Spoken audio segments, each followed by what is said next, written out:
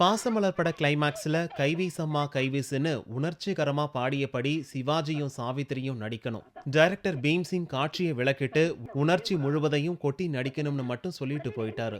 ஆனா எப்படி நடிச்சா நல்லா இருக்கும்னு யோசிச்சுக்கிட்டே சிவாஜியும் சாவித்திரியும் நடிக்க ஆரம்பிச்சாங்க. ரெடி ஆக்ஷன் சொன்ன உடனே ரெண்டு பேரும் கடைசியில தன்னை சுற்றி இருப்பவர்களை மறந்து கேமராவை மறந்து தன் வாழ்க்கையில இப்படி ஒரு நிலை வந்தா எப்படி இருக்குங்கிற எண்ணத்துல நடிச்சாங்களாம். சாவித்திரியும் சிவாஜியும் நடிச்சு முடிச்சிட்டாங்க. ஆனா அதற்கு பிறகு சாவித்திரி அழுகையை நிறுத்த 1 மணி நேரம் ஆச்சாம்.